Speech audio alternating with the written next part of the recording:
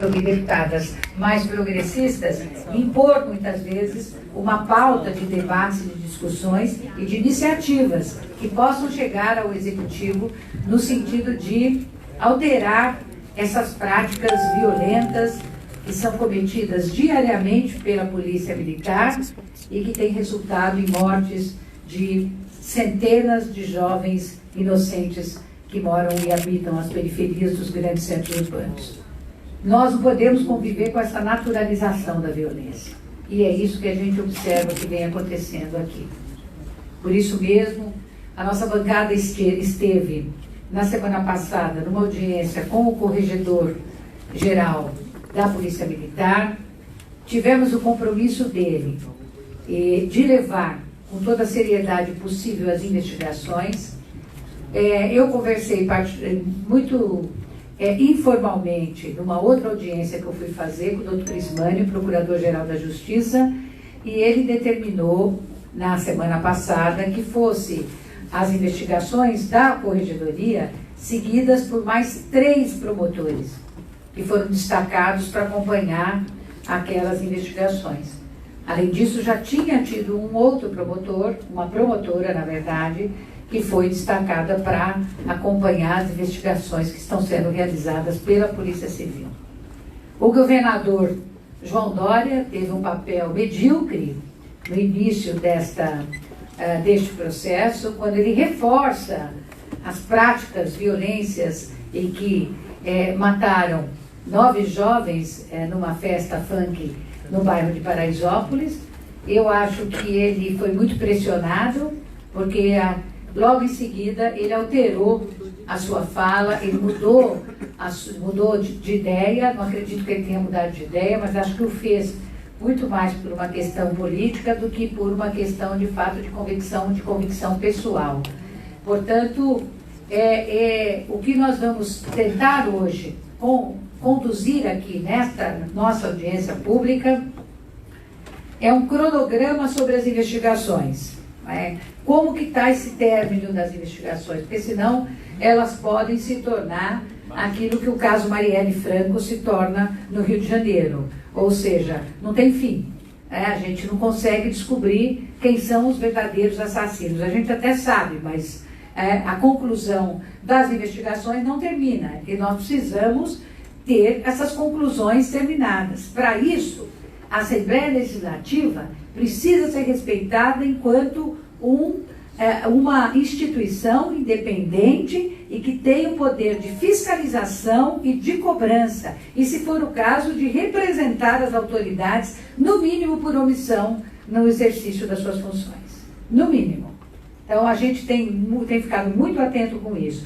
Por isso, unificar, às vezes, pelo menos os nossos debates, eles são importantes, porque eles nos permitem ter uma ideia de como estão sendo conduzidas essas investigações, mas, ao mesmo tempo, eles também nos fortalecem e nos colocam, às vezes, até outras medidas que a gente pode adotar aqui para tornar isso mais célere. A outra coisa é um cronograma também junto ao Ministério Público. E eu tinha dado a ideia, particularmente, para o corregedor. Ele até pediu licença se ele poderia adotar isso nas conversas dele com os seus superiores, que é um TAC. Eu disse para ele, era preciso fazer um TAC, um termo de ajustamento de conduta, que a gente faz, às vezes, para poder estabelecer prazo, estabelecer os atores envolvidos, estabelecer em que medida, quais são as práticas que vão ser feitas, que vão ser adotadas, e esse TAC deveria ser feito para poder conduzir esse tipo de festas e de eventos nos bairros, sobretudo periféricos de São Paulo. Com a presença da Polícia Militar, com a presença de representantes do governo, com a presença de representantes da comunidade, com a presença da juventude e dos organizadores desses eventos. É o mínimo que pode ser feito. A gente tem visto aqui, por exemplo, eu vi um ensaio, vamos pegar um ensaio das escolas de samba. O ensaio das escolas de samba tem hora para começar, tem hora para terminar, tem o tanto de volume, não acontece, via de regra, a gente não vê acontecer tanta violência quanto a gente vê nesses eventos. Então precisa, talvez, todos aqueles que podem tratar disso, sentar numa mesa e estabelecer essas regras porque os jovens têm que se divertir. Essa é uma forma deles de lazer, todos sabem que é uma manifestação cultural. E essas manifestações precisam ter espaço e vazão para acontecer, porque senão as coisas vão sempre acontecer de forma recorrente, isso que aconteceu.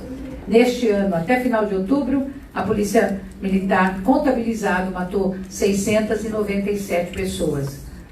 Por enquanto, estima-se que, se for nessa toada, pode ultrapassar o ano de 2017, que bateu na casa de quase mais de 930 pessoas que foram mortas pela polícia. Isso não é um combate, isso não é uma política de segurança. Isso é uma matança que vai sendo adotada e cada ano isso aumenta. É uma guerra. É uma guerra que é feita ainda de forma covarde. O outro lado não tem como reagir. E você tem que enfrentar o Estado altamente armado, altamente violento, altamente bruto, como foram as cenas que nós vimos de crueldade em relação a esses jovens. Por fim, essa questão do protocolo da Polícia Militar. Como se pode atuar para fazer alterações e transformações desse protocolo da Polícia Militar? Isso precisa ser urgentemente revisto.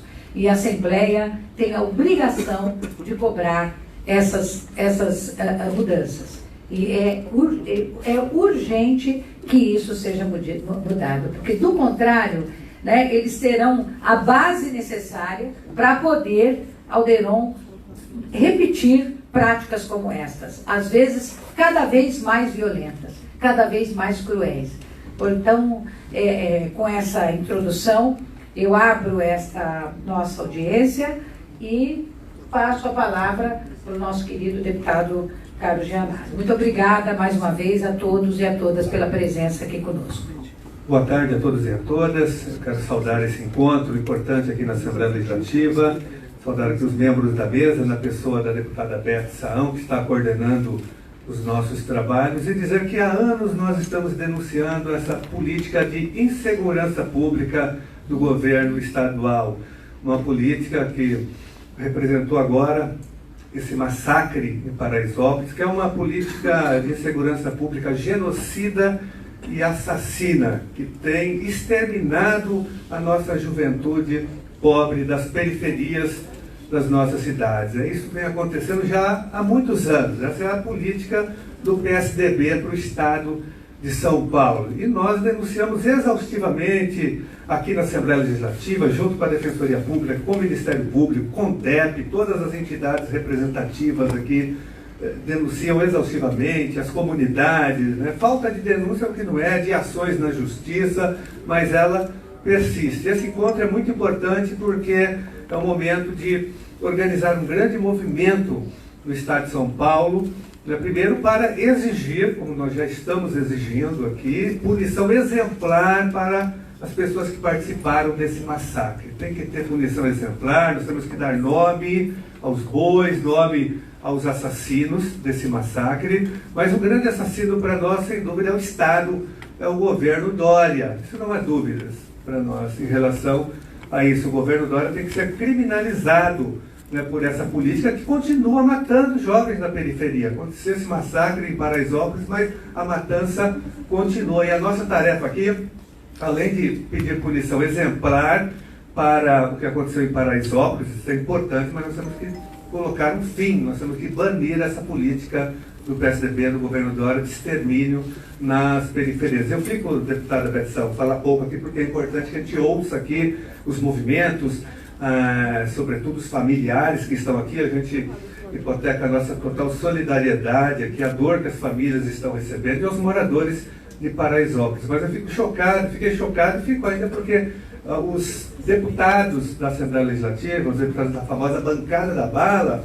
foram à tribuna em vários momentos e criminalizavam ainda as pessoas que estavam naquele encontro, naquela festa cultural, muitos dizendo assim, por que um menino lá da Zona Norte foi fazer em Paraisópolis? Ele foi se divertir porque eu falei, o Estado é ausente, nós temos um Estado ausente que não oferece opções de lazer, de cultura, de esporte, de educação de qualidade, de perspectiva de futuro. Então, esse Estado ausente, omisso em todas as áreas sociais, né, que leva para um jovem, para um adolescente, ter como única opção de lazer no final de semana, né, uma festa distante da sua região. Nós temos que oferecer alternativas para a juventude. Então, o Estado é o grande responsável, o Estado ausente, né, que não oferece alternativas. Nós temos uma grande produção cultural na periferia, né? Tem muitos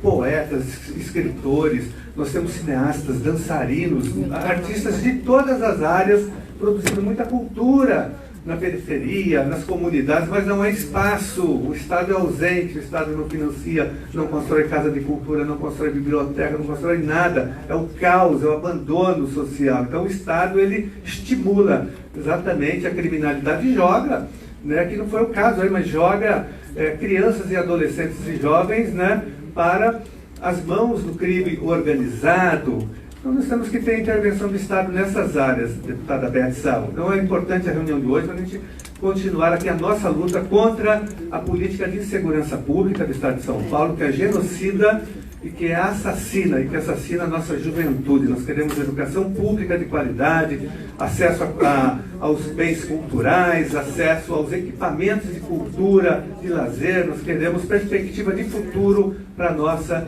juventude. Vamos à luta, pessoal. Obrigada, deputado Gianazzi. Queria convidar também o Claudinho, do SOS Racismo aqui, e militante do Movimento Negro, para fazer parte da nossa mesa. Eu vou passar a palavra, a gente vai fazer o seguinte, vou passar a palavra para a Isa Pena, depois a gente passa para o representante da entidade. Aí a gente passa para os co-deputados e passa para... Pode ser assim? Pode ser? Porque eles têm que ir do plenário, eles têm que ficar no plenário. Então a gente vai fazendo isso. Só uma parte aqui. Nós estamos com uma dificuldade aqui. Querem aprovar a parte da reforma da Previdência. Nós estamos no plenário obstruindo, então nós vamos ficar revezando aqui com vocês, porque a qualquer momento eles podem colocar o processo em debate no plenário. Então nós estamos aqui numa luta contra o confisco salarial do governo Dória, que vai afetar professores, os profissionais da segurança pública, da saúde também. Queria também convidar o Milton, do Movimento Negro. Cadê ele? Por favor, Milton, vem aqui para a nossa mesa participar aqui. Então vamos passar a palavra agora para a deputada Isa Pena.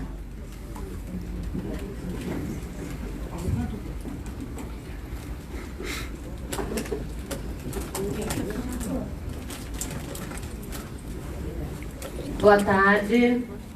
A todas e todos. Em um momento como esse, em que a gente se depara, a gente que está aqui, a gente que trava essa batalha nas vias institucionais, no momento em que a gente se depara aqui com familiares que estavam lá, que presenciaram e que perderam pessoas, nos falta absolutamente palavras, porque perder um familiar, perder um irmão, perder uma irmã é absolutamente irreparável. Assim como é irreparável, como disseram tanto a Beth quanto o Gianazzi, que os 697 pessoas que foram mortas por uma política pública de segurança. E eu queria dizer aqui que essa é uma política que está sendo reproduzida a nível mundial, que tem a ver com uma crise econômica, que tem a ver com o que eles chamam para eles, que é excesso de gente no mundo para pouco emprego. Então a ideia lá do Bolsonaro de dizer ou vocês têm emprego ou vocês têm direitos, e, portanto, de fazer com que a classe trabalhadora, o povo, se conforme com uma vida massacrante, que não tem lazer, que não tem acesso à cultura e que tem que se conformar, que a polícia vai entrar batendo, vai entrar sem mandado, que não vai ter nenhum tipo de vida, né? Então, que o povo se contente em sobreviver e que não tenha garantido direito à vida. Isso está acontecendo em vários lugares do mundo de formas diferentes. Aquela criança, aquela foto que a gente viu no final do ano passado, daquela criança morta, afogada, em um dos navios que atravessou, dos imigrantes que tentavam chegar na Europa, é um exemplo disso. O número de jovens encarcerados nos Estados Unidos é um exemplo dessa política. A gente tem chamado essa política de necropolítica. Necro de morte mesmo, né? Uma política de morte. Uma política de morte. Política de extermínio. E isso tem a ver com a manutenção das altas taxas de lucro dos de cima, e que o Dória, o governador João Dória, os representa. O governador João Dória cometeu um estelionato eleitoral ao se autodeclarar João Trabalhador, enquanto é o dono de uma das 10 maiores mansões da cidade de São Paulo e membro fundador, na verdade, de um grupo dos maiores empresários mais ricos do Brasil, com contato direto com alto capital financeiro, né, de alto escalão a nível mundial. Esse é o nosso governador e é essa a política que ele vai representar. Eu gostaria muito de chegar e dizer que nós, aqui como deputados, vamos conseguir mudar as coisas. A minha vontade é essa.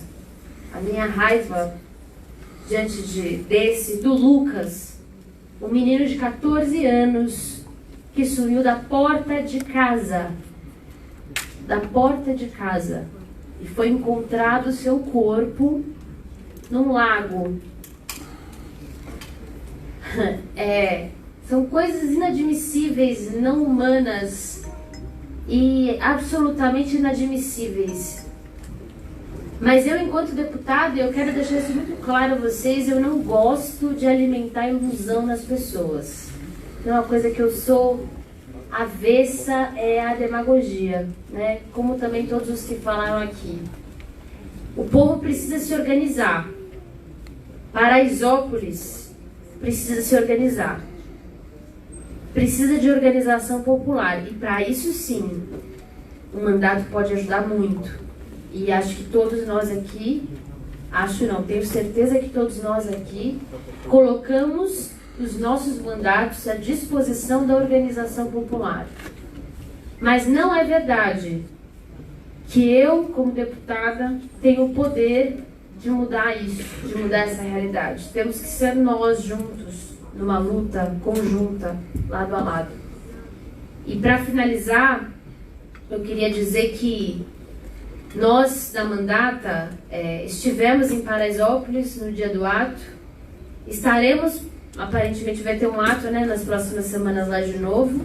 Estamos aqui junto com a reforma da Previdência e veja como as coisas elas andam de forma quase que a gente não tem controle.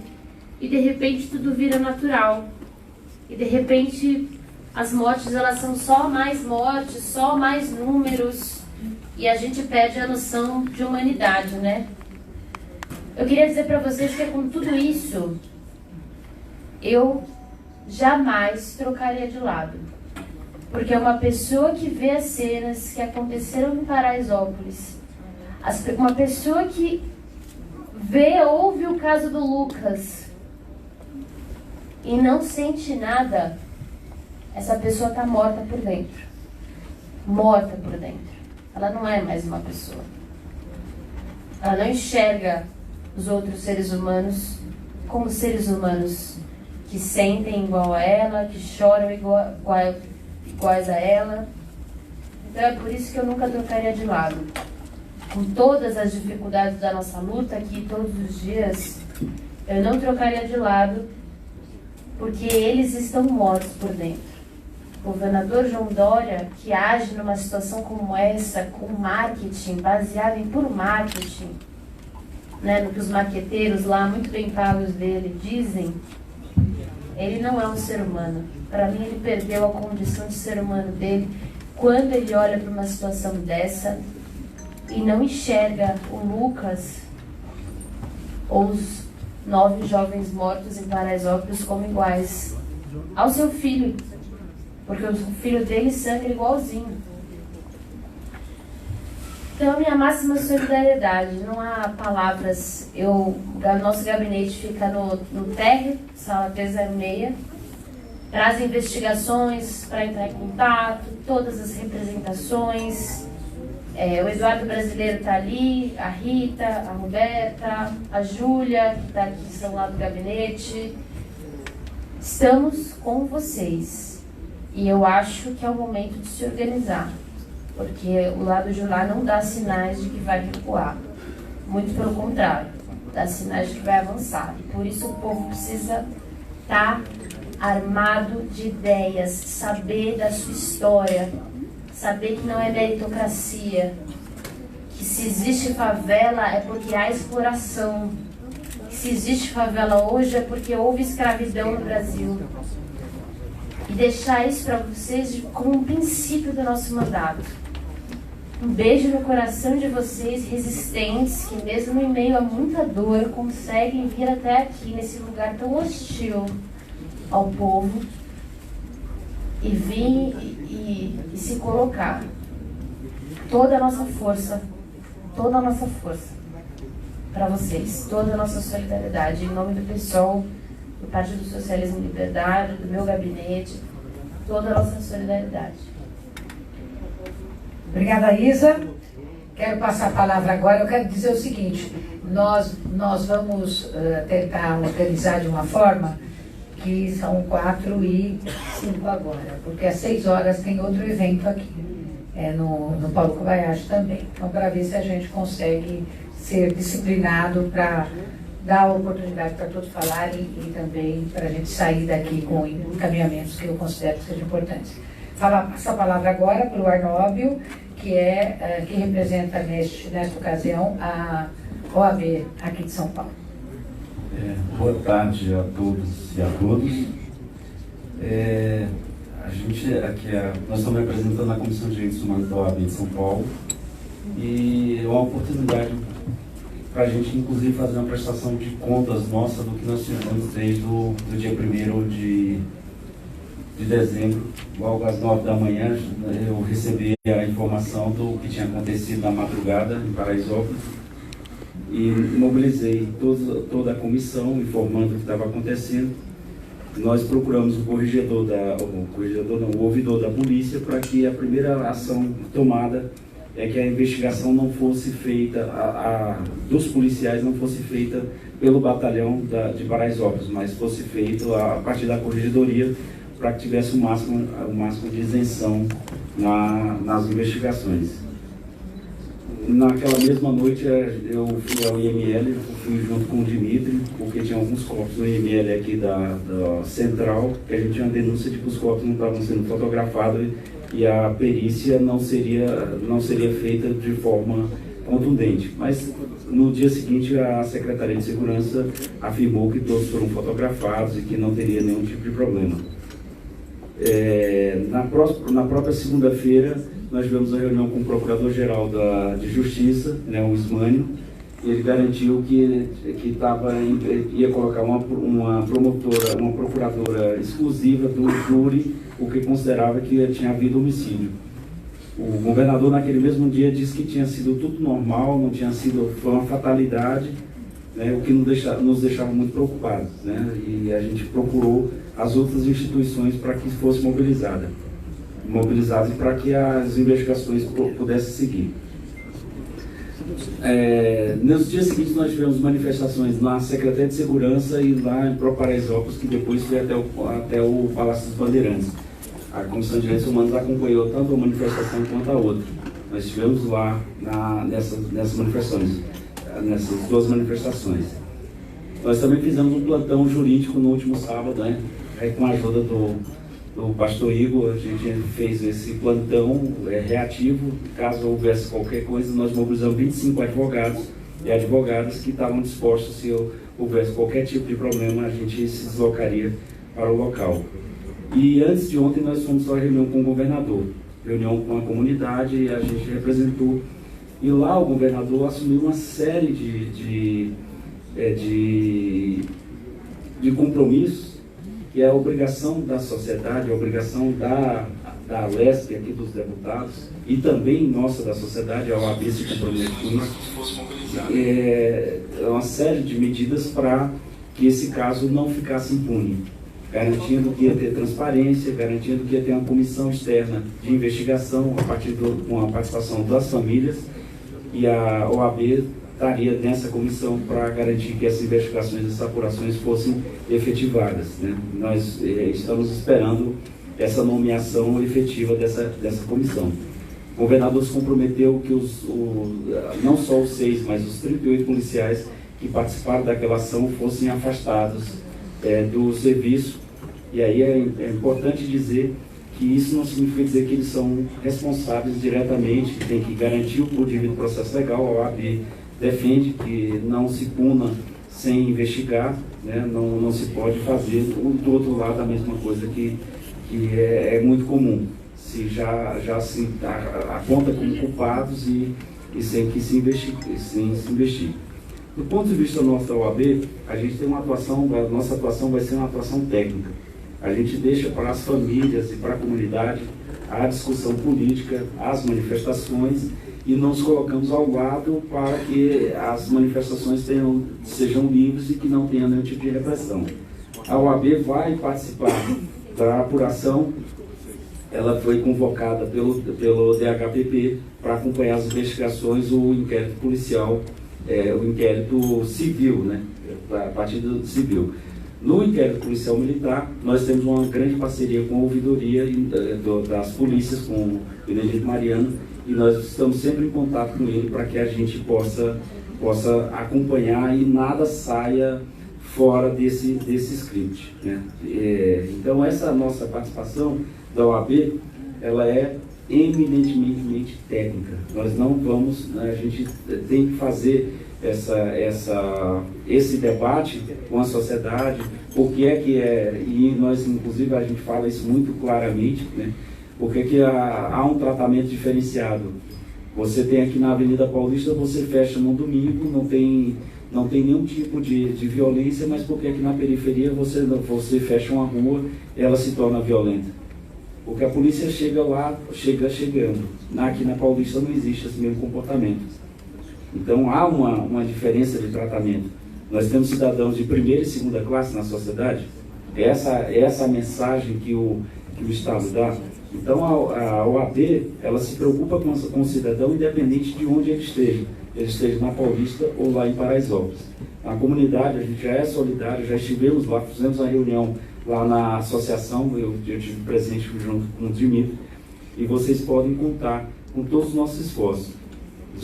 Vamos fazer os esforços para que ninguém saia impune, mas que seja feito dentro dos parâmetros legais. Então, do ponto de vista técnico, a gente se coloca à disposição das famílias e da comunidade. Esse é o recado que a OAB traz para cá, para essa audiência pública. Obrigada, Arnóbio. Gostaria, então, agora de ouvir o co-deputado Fernando, da bancada ativista.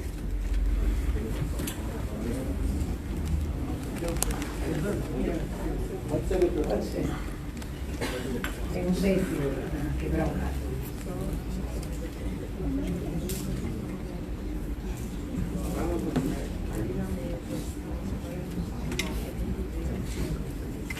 Alô? Boa tarde. Gente, boa tarde a todas e todos, aos componentes da mesa, aos familiares do massacre lá de Paraisópolis. Me coloco aqui em solidariedade. Eu sou morador do Capão Redondo, sou co-deputado. Quando eu soube da tragédia, mais uma, né? Porque todo final de semana acontece tragédias nas periferias, né? Só que a gente não fica sabendo. Na mesma noite que aconteceu a tragédia no Paraisópolis, aconteceu também uma chacina no Jardim Ângela. 3 jovens foram assassinados. 3 semanas anteriores também aconteceram algumas chacinas no Jardim Ângela, mas a mídia também não noticia, que é essa cota dos 690 e poucos mortos.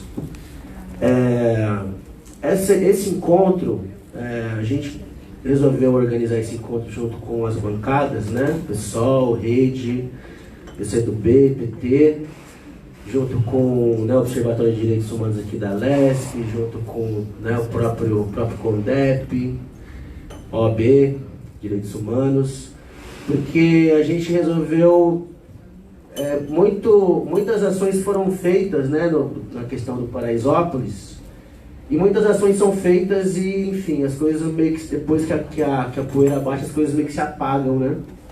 E nenhum encaminhamento é dado posteriormente. Acho que o Milton está aqui, é uma militância antiga do movimento, sabe bem disso. Então a ideia daqui hoje é que a gente realmente crie que a gente crie novos protocolos, né, de atuação da polícia e novos protocolos também de articulação do sistema de justiça. Aí agora eu estou falando em nome do Comitê Paulista de Prevenção ao Homicídio de Adolescentes, que a gente também compõe como bancada ativista, que é a gente pensar numa articulação que foi feita a exemplo lá do Ceará, por exemplo, né, que se juntou lá o Tribunal de Justiça, o Ministério Público, a Defensoria Pública, que são instituições aqui em São Paulo que não dialogam entre elas, né, e que a gente vai precisar tirar daqui hoje, deputada Sarão, uma agenda permanente com essas instituições do sistema de justiça, para que elas dialoguem entre elas e criem, como foi criado no Ceará, uma experiência que chama, eu esqueci o nome da experiência do Ceará, a Rede Acolhe, né? Então lá foi criada a Rede Acolhe, que dá todo um acolhimento jurídico, né, psicológico, né, financeiro para as famílias que sofrem, né, as violências de Estado. Então esse encontro hoje aqui, a gente está chamando de encontro de propositivo, porque a ideia mesmo é que a gente consiga fazer com que o Ministério Público, o Tribunal de Justiça, né, Defensoria Pública, Governo do Estado, Assembleia Legislativa, que a gente crie uma articulação permanente, né, para que as violações cessem nas periferias, né? Eu sou morador da periferia, todo final de semana, eu posso vir aqui toda semana falar uma violação, né? Toda semana. Eu também, a gente está falando de cultura, né? O que foi acontecendo em Paraisópolis foi uma ação cultural, né? Então é um funk, né? Um pancadão. Eu mesmo sou do movimento de saraus, né? Eu faço sarau na Capão Redondo. E eu também atuei no último período muito com a questão do orçamento público municipal, né? A gente até criou lei de fomento à periferia, inclusive. Então, assim, o que se tem hoje no Estado e na prefeitura e no município, por exemplo, São Paulo, é que, por exemplo, a gente tem um orçamento da cultura, eles falam muito que eles criminalizam muito, né? O funk, criminalizam muito a cultura na periferia. Mas, por exemplo, a gente sabe qual, por exemplo, você sabe qual é o orçamento da cultura no Estado ou no município? Não chega a 1%, por exemplo. Então, por exemplo, qual que é o orçamento do Estado? Está em 0,6% em média. O orçamento da cultura no município também está em era 0,9%, agora está em 0,4%. Né? Sem contar que o senhor Dória, ele cortou 68% existe um único programa no Estado, que é uma vergonha, que é o PROAC. O governo do Estado cortou o PROAC em 68% esse ano. Então aí assim, então vale a pena a gente então pensar ações para a pasta de segurança pública, mas também para a pasta de cultura. Então quantos por cento a gente quer de cultura? Os movimentos do Estado pedem 5%, do município pedem 3%, que daria 1.620 bilhão. Então assim, eu acho que o encontro de hoje aqui é extremamente importante, mas ainda volto a ressaltar que ou a gente cria um mecanismo, né, permanente de articulação entre o sistema de justiça, a Assembleia Legislativa e os comitês, né, que aqui existem, Comitê de Direitos Humanos, Comitê de Prevenção ao homicídio de adolescentes, para combater tudo que vem acontecendo, ou o ano que vem vai ser pior, e o ano que vem mais chacinas vão acontecer, e a gente vai estar se reunindo aqui para chorar nossos mortes. Então essa é a proposta do encontro de hoje. Tomara que a gente consiga aqui tirar esse grupo de trabalho permanente e pressionar o sistema de justiça para que isso não aconteça mais. Obrigado, gente. Obrigada, Fernando. Queria convidar a deputada Bebel também para anunciar a presença, para compor a mesa. Eu sei que chegou aqui conosco também a deputada Mônica, da bancada ativista. Já vi aqui. Passar a palavra agora para... vamos ouvir então a doutora Viviane da Defensoria Pública da União. Boa tarde a todas e a todos. E realmente, como muito já foi mencionado aqui na mesa, esses fatos precisam ser apurados e a gente precisa mudar essa mentalidade, essa cultura, porque a violência e a letalidade policial ela é estrutural, ela é sistêmica e ela não é de hoje. O Brasil já foi condenado, inclusive, internacionalmente pela Corte Interamericana de Direitos Humanos, no caso Cosme Rosa Genoveva e outros versus o Brasil, que é o caso conhecido como Favela Nova Brasília, do complexo da favela pertencente ao Complexo do Alemão, no Rio de Janeiro. A sentença condenatória da Corte ela foi publicada em 2017. Os fatos ocorreram em 1994 e 1995, e a Corte assentou nessa oportunidade que a violência policial é um problema de direitos humanos no Brasil. Agora, em relação à chacina de Paraisópolis, a Comissão Interamericana de Direitos Humanos já também assentou e condenou o massacre, né? Já criticou a postura política, já pediu a apuração dos fatos e dessa forma, se algo não mudar, a gente não vai sair do radar de condenações internacionais em relação a essa questão da letalidade policial. Eu trouxe esse caso da Favela Nova Brasília porque ele é um caso emblemático que foi a primeira